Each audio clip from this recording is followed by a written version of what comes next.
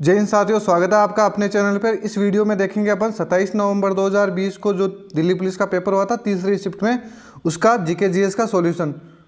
तो पहला क्वेश्चन देखते हैं। सितंबर 2020 में निम्नलिखित में से किसने भारत के चुनाव आयुक्त के रूप में प्रभार ग्रहण किया है?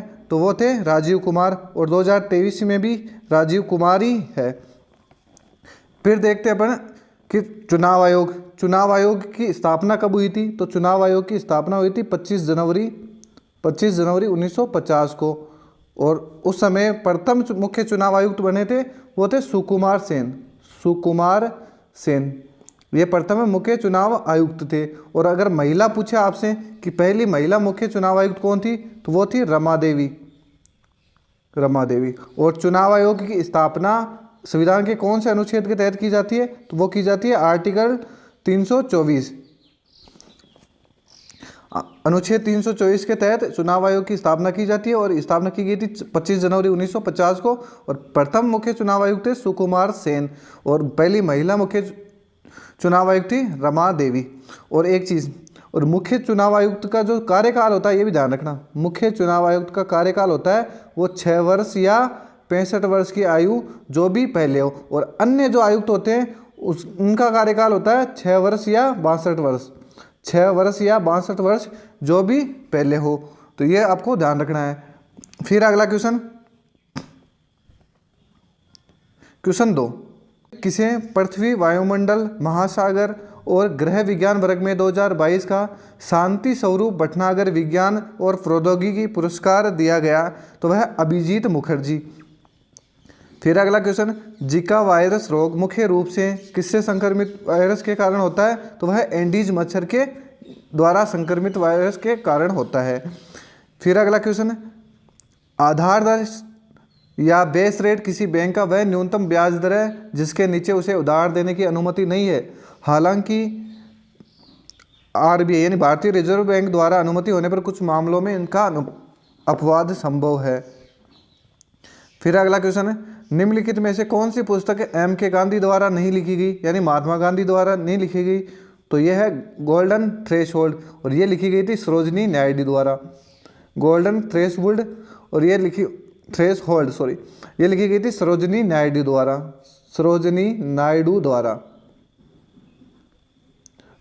नायडू द्वारा। और गांधी जी की और कौन सी पुस्तकें, ये भी आपको ध्यान होना चाहिए। तो एक तो है सत्य के साथ मेरे प्रयोग, सत्य के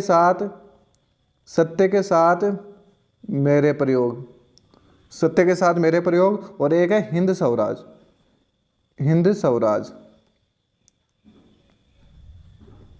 स्वराज, ये भी महात्मा गांधी की पुस्तक है।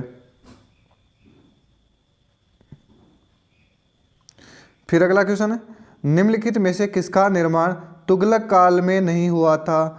तो तुगलक काल में जामा मस्जिद का निर्माण ही नहीं हुआ था, और जामा मस्जिद का निर्माण हुआ था मुगल काल में। जामा मस्जिद का निर्माण हुआ था मुगल काल में हुआ था, और इसका निर्माण करवाया था शाहजहां ने। जामा मस्जिद का निर्माण करवाया था शाहजहां ने, और ये है दिल्ली में। और एक चीज़ और बता देता हूँ, दिल्ली का जो लाल किला है वो भी शाहजहां ने बनवाया था। दिल्ली का लाल किला शाहजहां ने बनाया था। और एक आगरा की मोती मस्जिद है, आगरा की मोती मस्जिद, दिल्ली का लाल किला और दिल्ली की जामा मस्जिद का निर्माण शाहजहां ने करवाया था। और एक मयूर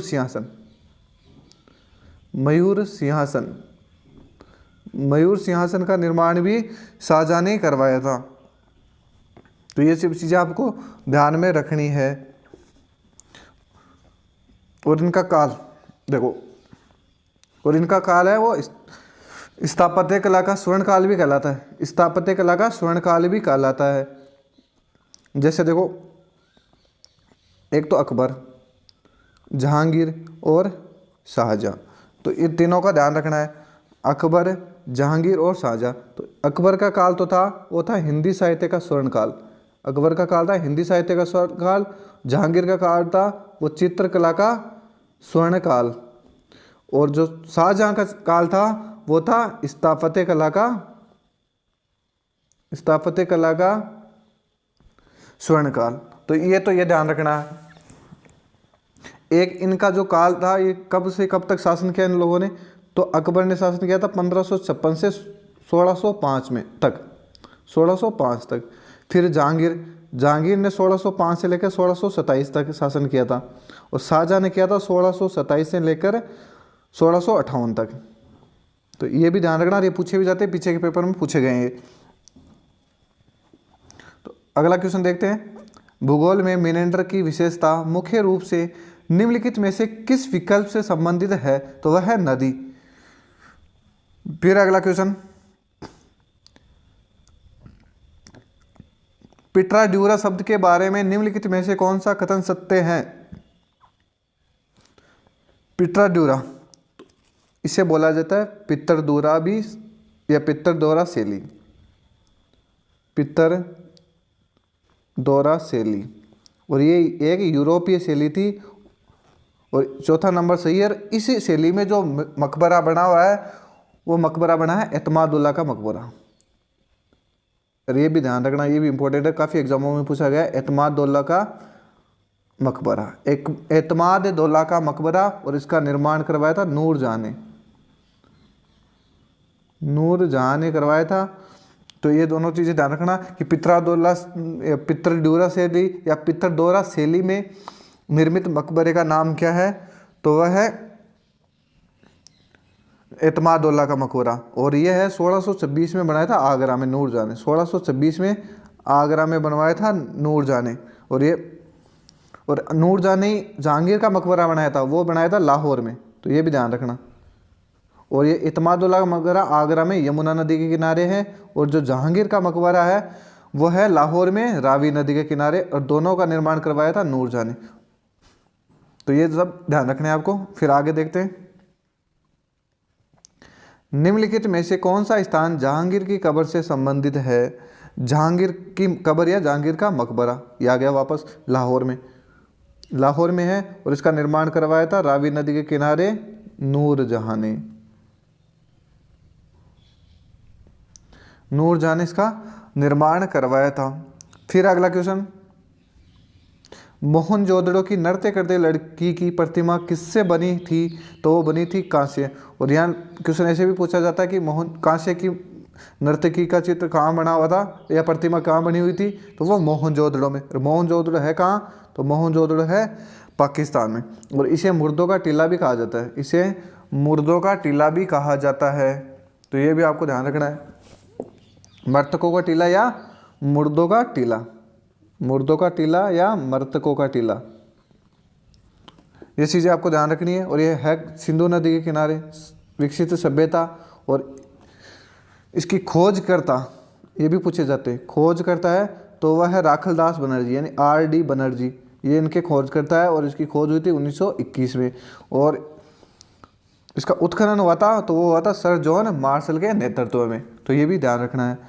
फिर अगला क्वेश्चन, निम्नलिखित में से कौन सा युग्म सही नहीं है?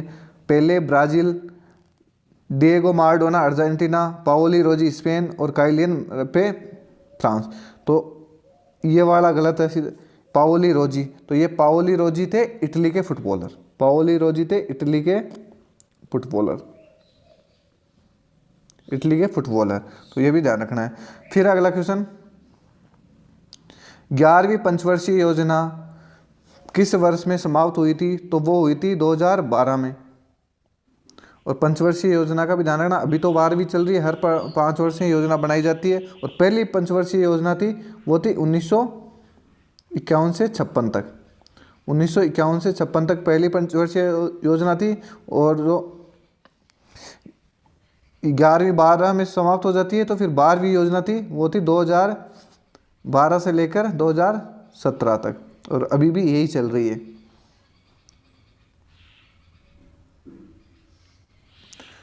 फिर अगला क्वेश्चन, भारत में किसी कर्मचारी के सेवानिवृत्त लाभ और संबंधित मुद्दों के संदर्भ में EPFO का पूर्ण रूप क्या होगा? तो हो जाएगा employees provident fund organisation, EPFO का पूर्ण नाम। और हर पेपर में एक फुल फॉर्म जरूर पूछी जा रही है, तो आप बीच बीच में प्रैक्टिस करते रहिएगा। फिर अगला क्वेश्चन, भारत के संविधान का कौन सा भाग संसद के संगठन, संरचना, अवधि, अधिकारियों, प्रक्रियाओं, विशेषाधिकारों, शक्तियों के संबंध में, शक्तियों में आदि में संबंधित है? तो वह है भाग 5, भाग 5 है, वो है इससे संबंधित। तो देखो संविधान में कुल 22 भाग हैं और 22 भाग याद भी कर सकते हो आप ट्रिक से। और ये मेरे तो ऑफलाइन कोचिंग में करवाए हुए हैं और आपको भी एक दिन अलग छोटा सा वीडियो लेकर आऊँगा 2-3 मिनट का, उसमें ये 22 भाग सीक्वेंस से याद हो जाएंगे कौन से भाग में क्या क्या है। जैसे अपने पहला है तो पहली ट्रिक है, इसको मैंने 4 ट्रिकों में बांटा। तो पहली ट्रिक है सनम नींबू की कदर कर पहले, नींबू की कदर कर पहली, सनम नींबू की कदर कर पहली मतलब संघ राज्य।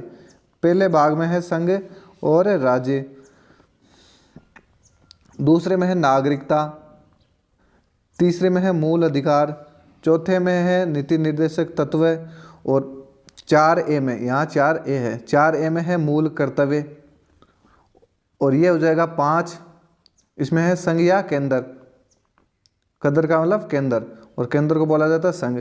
और फिर कर का 6 में यानी राज्य, राज्य। और 7वें भाग में पहली अनुसूची का भाग बी, पहली अनुसूची का भाग बी।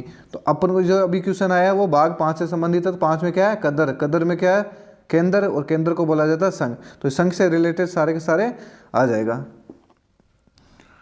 तो अगला क्वेश्चन है निम्नलिखित में से कौन सा युग में सुमेलित है। यह है बौद्ध संगीतियों से और ये पहले वाले जो वीडियो उसमें मैंने ट्रिक से भी बताया सीक्वेंस से सेट करके। तो ये है चतुर्थ बौद्ध संगति, बिल्कुल नहीं है, ये तीसरा सही है। और मैं फिर बता देता हूँ इसको कैसे ध्यान याद रखना है। तो आपको ध्यान रखना 4 बौद्ध संगतियाँ हुई थी,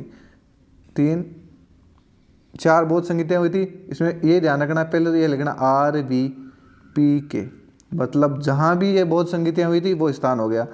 फिर लिखेंगे अध्यक्ष कि कौन सी बौद्ध संगीति का अध्यक्ष कौन था, तो वो लिखेंगे फिर MSTV, RVPK MSTV। फिर लिखेंगे शासनकाल कि कौन सी बौद्ध संगीति किसके शासनकाल में हुई थी, तो वो थी AK। बस ये वाली ट्रिक ध्यान रखनी है, कैसा भी घुमा फिरा के क्वेश्चन दे। अब ये क्या पूछा है चतुर्थ बौद्ध संगीति, तो भाई सब चतुर्थ बौद्ध संगीति यहाँ हो कौन से में तो नहीं हुई है, कहाँ यहाँ दिया हुआ है राजगृह और यहाँ क्या है के मतलब कुंडलवन। तो चौथी बौद्ध संगीति कहाँ हुई कुंडलवन में। फिर है द्वितीय बौद्ध संगीति विराटनगर, आपने देखो ठीक है दूसरी खड़ा हुई है तो वह हुई है वैशाली में, तो वो भी आपनो गलत।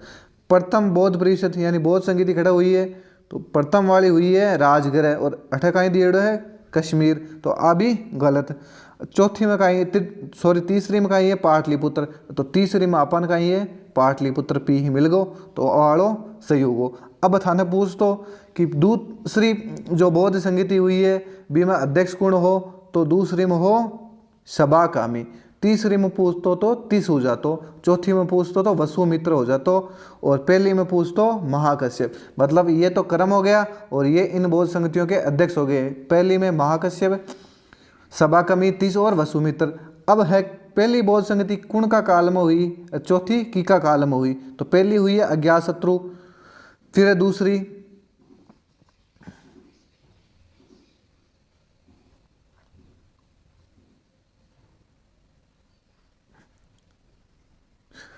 सॉरी क्या हो गया, हाँ पहली हुई है अज्ञातशत्रु, फिर दूसरी है कालाशोक और फिर अशोक और कनिष्क ऐसे। तो ये सारी आप नोट भी कर लेना अपने एक शॉर्ट फॉर्म में। चलो अगला क्वेश्चन है भारत का राष्ट्रीय मानवाधिकार आयोग एक स्वतंत्र वैधानिक निकाय है जिसकी स्थापना 12 अक्टूबर 1993 दिया हुआ है 1993 में, 12 अक्टूबर 1993 में इसकी स्थापना हुई थी। और इसमें एक तो ये है कि सदस्य और अध्यक्ष के भी क्वेश्चन को पूछे जाते हैं कि इसमें कितने सदस्य होते हैं। तो एक तो अध्यक्ष होता है, इसमें एक अध्यक्ष प्लस 5 सदस्य। तो आपको पूछे कि अध्यक्ष सहित सदस्यों की संख्या कितनी हो जाएगी, तो वो हो जाएगी 6। तो ये ध्यान रखना, ये पूछा जा सकता है। फिर पूछा जा सकता है कि जो मानवाधिकार आयोग है उसके अध्यक्ष की नियुक्ति किसके द्वारा की जाती है, तो अध्यक्ष की नियुक्ति की जाती है प्रधानमंत्री की सिफारिश या प्रधानमंत्री की अध्यक्षता, प्रधानमंत्री की अध्यक्षता वाली समिति, प्रधानमंत्री की अध्यक्षता वाली समिति की सिफारिश पर राष्ट्रपति द्वारा की जाती है। ये ध्यान रखना, ये लाइन पूरी की पूरी। प्रधानमंत्री की अध्यक्षता वाली समिति की सिफारिश पर राष्ट्रपति की द्वारा की जाती है और किसकी? राष्ट्रीय मानवाधिकार आयोग के अध्यक्ष की। और इसकी स्थापना हुई थी 12 अक्टूबर 1993 में और इसमें होते हैं एक अध्यक्ष और 5 अन्य सदस्य। तो ये वाला ध्यान रखना है। फिर अगला क्वेश्चन, कम वायुमंडलीय दबाव। कम वायुमंडलीय दबाव का एक भूमध्य रेखीय क्षेत्र है जहां से पूर्वी हवाएं परिवर्तित होती है, तो वो होती है डोलड्रम्स। फिर अगला क्वेश्चन, 1984 में किसके नेतृत्व में बहुजन समाज पार्टी का गठन किया गया था? तो वो किया गया कांशीराम जी की के नेतृत्व में। फिर अगला क्वेश्चन, इंटेंसिफाइड मिशन इंद्रधनुष 2.0 भारत सरकार द्वारा कम वाले क्षेत्रों में व्याप्ति या कवरेज में सुधार करने के लिए प्रारंभ की गई एक योजना है, तो वह है प्रतिरक्षण। फिर अगला क्वेश्चन, अगस्त 2020 तक प्राप्त जानकारी के अनुसार भारत के केंद्र शासित प्रदेशों के प्रशासन के संदर्भ में निम्नलिखित में से कौन सा युग्म सही है? तो वह है जम्मू कश्मीर और यहाँ है मनोज सिन्हा, यानी प्रशासक इनके ये थे। फिर अगला क्वेश्चन, 21 में सामवेद को कहा जाता है? तो सामवेद को संगीत और कला का स्रोत माना जाता है या सामवेद को संगीत का जनक भी कहा जाता है? सामवेद को संगीत का जनक कहा जाता है। और फिर आपसे सामवेद के बारे में और कौन से क्वेश्चन पूछा जा सकता है? तो ये पूछा जा सकता है पाठकर्ता। सामवेद ग्रंथ या वेद को पाठकर्ता को क्या कहा जाता है? तो उसे कहा जाता है उद्गाता, उद्गाता या उदात। फिर पूछा जा सकता है ब्राह्मण ग्रंथ, पूछा जा सकता है ब्राह्मण ग्रंथ। तो इसका ब्राह्मण ग्रंथ हो जाएगा पंचवीस षड्वीस, पंचवीस और षड्वीस, ये ध्यान रखना है। फिर पूछा जाता है आरण्य, आरण्यक, तो ये हो जाएगा तलवकार, तलवकार छांदोग्य। तो ये तीनों चीज़ें भी ध्यान रखनी है कि सामवेद वेद का पाठकर्ता किसे कहा जाता है और ब्राह्मण ग्रंथ किसे कहा जाता है और इसका आरण्यक क्या है? तो वह तलवकार छांदोग्य। फिर अगला क्वेश्चन, एक फोटोवोल्टाइक सेल से निम्नलिखित में से किस प्रकार की ऊर्जा विद्युत ऊर्जा में परिवर्तित होती है? तो वह है प्रकाश में। फिर अगला क्वेश्चन, किसी भी अंतर्राष्ट्रीय फुटबॉल मैच में अतिरिक्त समय के लिए कुल विनियमन समय अवधि या रेगुलेशन टाइम मिनट में कितनी होती है? तो वह 120 मिनट। फिर अगला क्वेश्चन, वास्तुकला की सर्की शैली किस आधुनिक राज्य से संबंधित थी? तो वह थी उत्तर प्रदेश।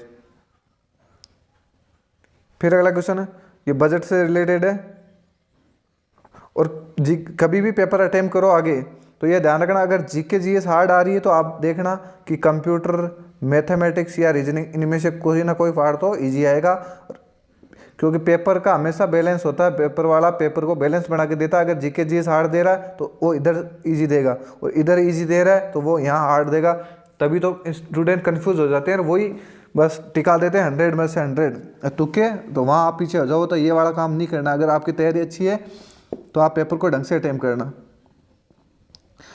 फिर अगला क्वेश्चन, निम्नलिखित में से कौन सा पूर्वी घाट का पर्वतीय शिखर है? तो यह है देवमाली। और ये बाकी के पश्चिमी घाट के, ये डोडा बेटा तो पश्चिमी घाट की दूसरी ऊंची चोटी भी है। तो देखो इसमें देख लेते हैं अपन, एक तो पूर्वी घाट की सबसे ऊंची चोटी, पूर्वी घाट यहाँ आ गया तो यहाँ भी देख लेते हैं सबसे ऊंची चोटी यानी मैक्सिमम चोटी कौन सी है ऊंचाई वाली? तो ये है अपने महेंद्रगिरी, जिसकी ऊंचाई है 1501 मीटर। महेंद्रगिरी,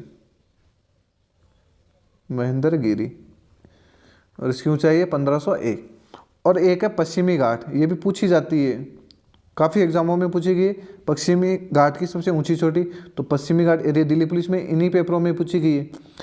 अनाईमुडी, पश्चिमी घाट की सबसे ऊंची चोटी है अनाईमुडी, जिसकी ऊंचाई है 2695, 2695। और 2 नंबर पे है तो वह है डोडा बेटा।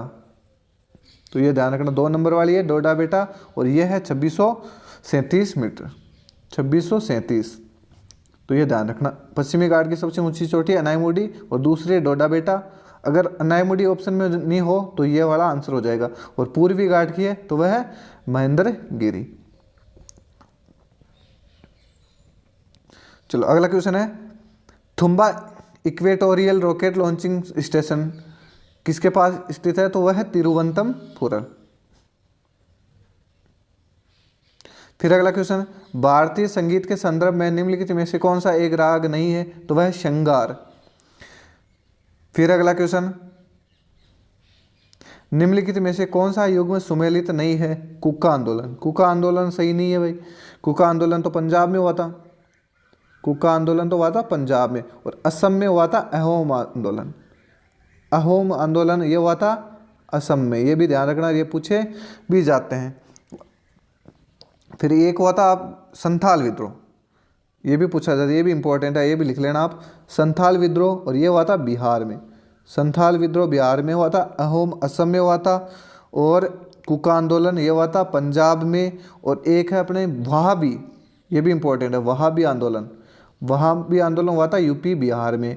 यूपी बिहार में वहाबी आंदोलन हुआ था। और एक है आपका भूमिज आंदोलन, ये भी इंपॉर्टेंट है, बस ये लिख लेना आप। भूमिज आंदोलन ये हुआ था रांची झारखंड में। तो ये सब आप लिख लेना, और एक अपने नोटबुक रखना बना के, उसमें छोटे छोटे पॉइंटों में लिखना, इसे पूरी नहीं लिखना। जैसे मान लो ये मोपला विद्रोह है मालाबार में, तो ये नहीं कि मोपला विद्रोह मालाबार में हुआ था, ऐसे नहीं लिखना। जैसे ये वाला दिखा हुआ ना जैसे शॉर्ट पोर्स में, जिसमें क्या रिवीजन करने में आपको ईजी रहे, और अच्छे से पढ़ाई करो, ज़्यादा से ज़्यादा रिवीजन करो। और एक जो, हाँ यूट्यूब पे भले आप पढ़ो, लेकिन मैं हर वीडियो में यही बोलता हूँ, तभी ये ना बढ़त लग जाती है लोगों के कि ये क्यों बोल रहा है, इसके तो सब्सक्राइब बढ़ रहे हैं, 1 महीने भी नहीं हुआ ये इतने हो गए।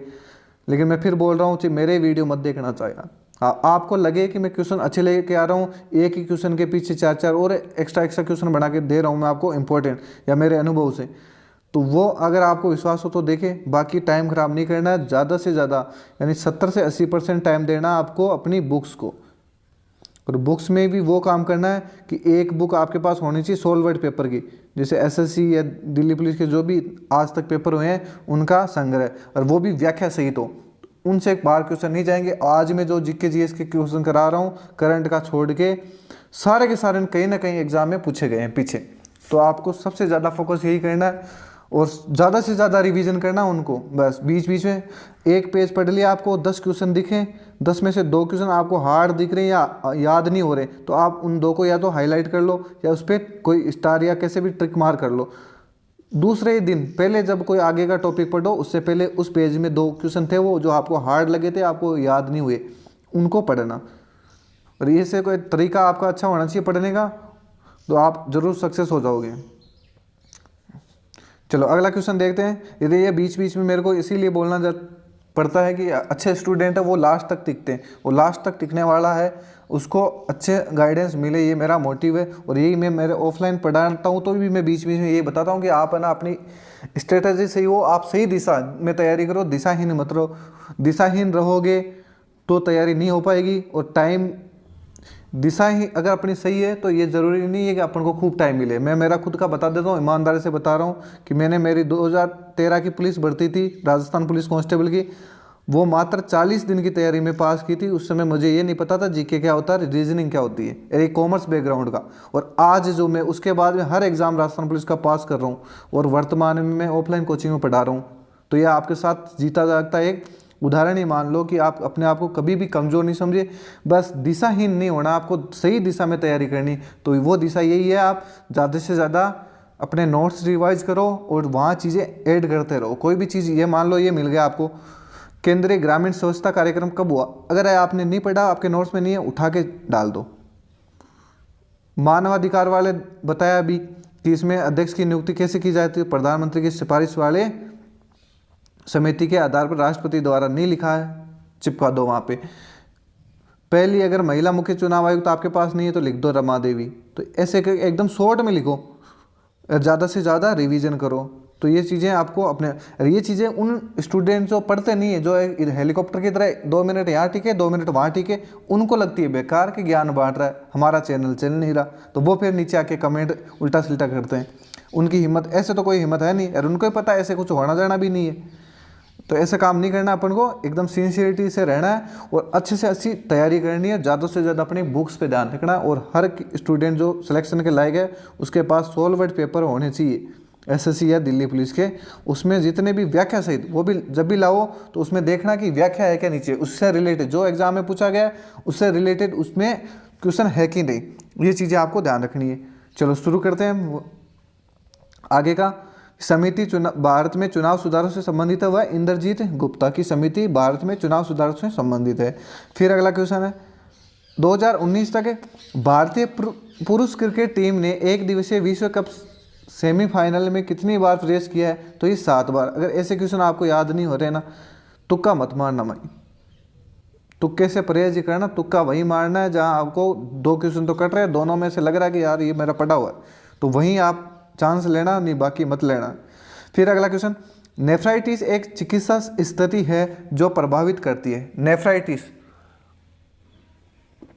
तो यह प्रभावित करती है वक या किडनी को।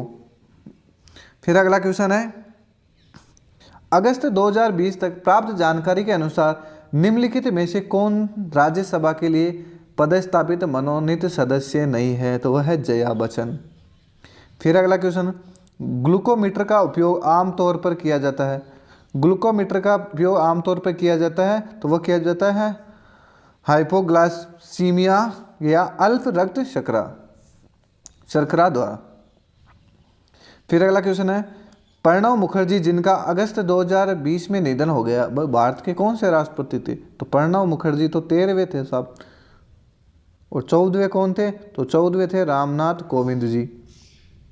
रामनाथ कोविंद जी, और 14वें ये थे, तो 15वें कौन है, तो 15वें में वर्तमान राष्ट्रपति द्रौपदी मुर्मू जी है।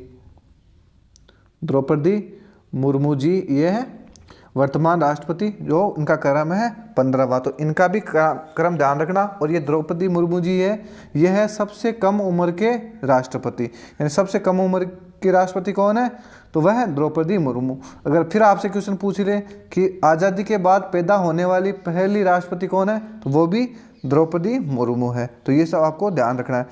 फिर अगला क्वेश्चन, अगस्त 2020 तक प्राप्त जानकारी के अनुसार भारत में बैंक चेक की संख्या में अंक होते हैं, तो वह 6 अंक होते हैं। फिर अगला क्वेश्चन है, मुगल साम्राज्य की आर्थिक प्रणाली के संदर्भ में पोलज शब्द को निर्देशित करता है, तो यह है सालाना खेती योग्य भूमि। और ये मैंने ऑफलाइन में पढ़ा है, तो सर ऐसे भी क्वेश्चन आते हैं क्या, बिल्कुल आते रह गया, ये देखने को मिल गया। तो देखो, एक तो होता है पोलज, एक तो होता है पोलज, और ये जो मारवाड़ का शब्द है, ये राजस्थान वाले तो समझते हैं, जो मारवाड़ से हैं या नागौर से हैं तो उनको तो ये पता ही है। फिर एक होता है परती, पोलज, परती, चौचर, ये लिख लेना आप, अगर पोलज पूछा तो ये भी पूछा जा सकता है। फिर एक होता है बंजर। देखो 3-4 टाइप की होगी, पोलज, परती, चौचर और बंजर। देखो हर साल खेती, पोलज तो वो भूमि है जिसमें हर वर्ष खेती हो, मतलब हर साल, अपने देसी लैंग्वेज में ध्यान रखो, हर साल खेती होगी भूमि। परती जिसमें एक साल छोड़कर, हर एक साल छोड़कर, देखो लगातार इसमें हो रही है, और एक साल छोड़कर जो खेती होती है उसे बोला जाता है परती, एक साल छोड़कर। फिर है चौचर, 3 से 4 साल छोड़कर, 3-4 साल छोड़कर जो खेती करते हैं उस भूमि को कहा जाता है चौचर। और बंजर, नाम ही बंजर है तो बिल्कुल खेती नहीं होती, तो अयोग्य, खेती अयोग्य भूमि, मतलब जिसमें खेती नहीं होती हो उसे कहा जाता है बंजर। तो ये चारों आप लिख लेना, पोलज, परती, चौचर और बंजर। फिर अगला क्वेश्चन, खादर और भांगर शब्द। खादर और भांगर शब्द निम्नलिखित में से किस मृदा से संबंधित है, तो वह कच्छारी मृदा, एलुवियल मृदा या कच्छाली सॉइल, एलुवियल सॉइल। फिर अगला क्वेश्चन, द शैडो लाइन्स नामक पुस्तक के लेखक कौन है, तो Amitabh Ghosh. The shadow lines पुस्तक के लेखक है अमिताभ घोष। फिर अगला क्वेश्चन, ऐतिहासिक सीढ़ीदार कुआं, इसे बोला जाता है बावली। अगरसेन की बावली कहाँ स्थित है, तो वह है दिल्ली में।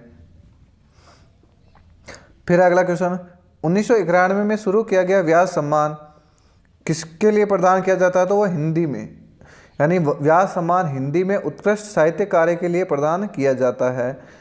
फिर अगला क्वेश्चन, निम्नलिखित में से कौन सा युग्म सही नहीं है, तो ऊपर वाला सही नहीं है, भीमबेटका। भीमबेटका तो मध्य प्रदेश में है, तो इसका ये उत्तर हो जाएगा। बाकी हम्पी कर्नाटक में, फतेहपुर सीकरी उत्तर प्रदेश में, कोणार्क उड़ीसा में है। फिर अगला क्वेश्चन, निम्नलिखित में से कौन सी घटना 1905 के स्वदेशी आंदोलन की महत्वपूर्ण वजह थी? तो थी बंगाल विभाजन।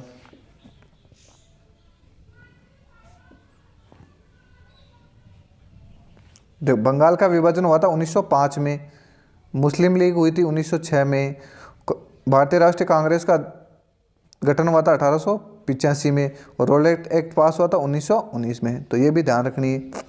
फिर अगला क्वेश्चन, वातावरण की सापेक्ष आर्द्रता को मापने का एक उपकरण है, तो वह है हाइग्रोमीटर। फिर अगला क्वेश्चन, ग्लोबल इनोवेशन इंडेक्स जिसे बोला जाता है वैश्विक नवाचार सूचकांक, इसमें भारत का स्थान था तो वो 48वां था। फिर अगला क्वेश्चन, 11 दिसंबर 1901 को स्थापित कमीशन की गई डिगबोई तेल रिफाइनरी भारत की सबसे पुरानी कार्यरत रिफाइनरी है और दुनिया की सबसे पुरानी कार्यरत रिफाइनरी में से एक है। ये कहाँ स्थित है? तो डिगबोई है असम में। फिर अगला क्वेश्चन, योनो तो नाम आते ही पढ़ा ही नहीं होगा किसी ने, सीधा ही कर दिया, अरे यार छोड़ भी दिया इसने। तो YONO, you only need one app किसके द्वारा है? तो ये योनो SBI नाम भी लिखा हुआ था ऐप पर। तो ऐसे ध्यान भी रखना, जल्दबाजी नहीं करनी है, सोचना है, और जो आपसे अगर सुना हुआ ना तो वो क्वेश्चन छोड़ना नहीं है। फिर नई दिल्ली में राष्ट्रमंडल खेल किस वर्ष आयोजित किए गए थे? तो वो 2010 में आयोजित किए गए थे। और ये है अंतिम क्वेश्चन है GK/GS का। सितंबर 2020 में भारतीय रिजर्व बैंक ने 1 जनवरी 2021 चेक के लिए सकारात्मक भुगतान प्रणाली या पॉजिटिव पे सिस्टम शुरू करने का निर्णय लिया, जिसके तहत अधिक से अधिक भुगतान के लिए प्रमुख विवरणों की दोबारा पुष्टि करने की आवश्यकता हो सकती है। तो वह है 50,000। तो ये हो गए 50 क्वेश्चन GK/GS के। और फिर मिलते हैं अगले पेपर में उसका सॉल्यूशन लेके, और कोशिश करेंगे यही कि ज़्यादा से ज़्यादा आपको क्वेश्चन मिलें और आने वाले हो।